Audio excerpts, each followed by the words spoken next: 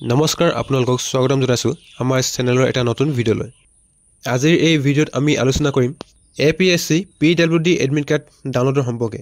অসমৰ যিসকল প্ৰাৰ্থীয়ে অসম লোক সেৱা আয়োগ APSC ৰ অধীনত পাব্লিক ৱৰ্কছ ডিপাৰ্টমেণ্ট PWD ৰ পৰীক্ষাৰ বাবে আবেদন কৰিছে তেওঁলোকৰ বাবে এটি গুৰুত্বপূৰ্ণ খবৰ আহিছে। এতিয়া আপোনালোকে APSC PWD ৰ কাৰণে এডমিট কাৰ্ড ডাউনলোড কৰিব পাৰিব। পৰীক্ষাৰ বাবে এডমিট কাৰ্ড বা প্ৰৱেশ পত্ৰ কেনেকৈ আপোনালোকে ডাউনলোড কৰিব তাৰ সম্পূৰ্ণ প্ৰক্ৰিয়া আৰু এই সন্দৰ্ভত সকলো প্ৰয়োজনীয় তথ্য আমি এই ভিডিঅ'ত আগবঢ়াম। আপোনালোকে কেনেকৈ আপোনাৰ এডমিট কাৰ্ড ডাউনলোড কৰিব পাৰিব, কি কি তথ্যৰ আপোনালোকৰ প্ৰয়োজন হ'ব আৰু পৰীক্ষাৰ বাবে কেনেকৈ আপোনালোকে সাজু হ'ব লাগিব, সকলো ডিটেইলছ দিবলৈ আমি চেষ্টা কৰিম। আশা কৰোঁ এই তথ্যবোৰ আপোনালোকৰ বাবে সহায়ক হ'ব।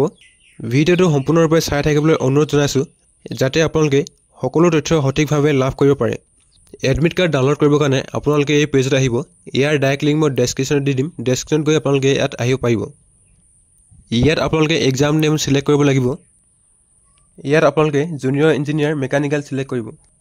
তাৰপিছত ইয়াত আপোনালোকৰ এপ্লিকেশ্যন নম্বৰ বা ৰোল নম্বৰ এণ্টাৰ কৰিব লাগিব। চ' ইয়াত আপোনালোকৰ যিহেতু ৰোল নম্বৰ নাই গতিকে আপোনালোকৰ এপ্লিকেশ্যন নম্বৰ ইয়াত এণ্টাৰ কৰিব। তাৰপিছত ইয়াত আপোনালোকৰ ডেট অফ বাৰ্থটো কেলেণ্ডাৰৰ পৰা আপোনালোকে চুজ কৰিব লাগিব। যদি আপোনালোকে মেনুৱেলি টাইপ কৰিব বিচাৰে ইয়াতে আপোনালোকে মেনুৱেলি টাইপ কৰিব পাৰে। ডেট অফ বাৰ্থ এণ্টাৰ কৰাৰ পাছত আপোনালোকে প্ৰিণ্ট এডমিট কাৰ্ডত ক্লিক কৰিব। তাৰ পাছত আপোনালোকৰ এডমিট কাৰ্ড ছাকচেছফুলি ডাউনলোড হৈ যাব। এডমিট কাৰ্ডৰ ওপৰতে আপোনালোকৰ আপোনাৰ এক্সামৰ ডেট ইয়াত শ্ব' কৰিব।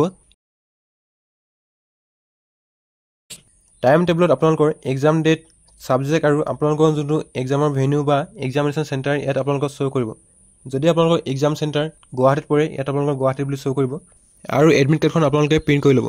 টাইম টেবুলত আপোনালোকে আপোনাৰ এক্সাম ডেট, এক্সাম টাইম আৰু আপোনালোকৰ যোনটো এক্সাম চেণ্টাৰ ভেন্যু ইয়াত আপোনালোকক শ্ব' কৰিব। যদি আপোনাৰ গুৱাহাটীত চেণ্টাৰ পৰে ইয়াত আপোনালোকৰ মেনশ্যন থাকিব। যেতিয়া আপোনালোকে এক্সাম দিব যাব তেতিয়া আপোনালোকে কিছুমান লাগতিয়াল ডকুমেণ্টছ কেৰি কৰিব লাগিব, তেতিয়াহে আপোনালোকে এক্সাম দিব পাব। তাৰ কাৰণে আপোনালোকে এক্সাম চেণ্টাৰত এডাল ব্লু বা ব্লেক কালাৰৰ পেন নিব লাগিব। তাৰপিছত আপোনালোকৰ আইডেণ্টি প্ৰুফৰ কাৰণে এখন ডকুমেণ্টছ দিব লাগিব। তাৰ কাৰণে আপোনালোকে Aadhaar card, PAN card, voter card যিকোনো এখন লৈ যাব পাৰে। তাৰপিছত আপোনালোকৰ এডমিট কাৰ্ডখনৰ এটা কালাৰিং জেৰক্স কপি নিব লাগিব। সকলো ডকুমেণ্টছ আপোনালোকে এক্সাম চেণ্টাৰত ভালকৈ লৈ যাব।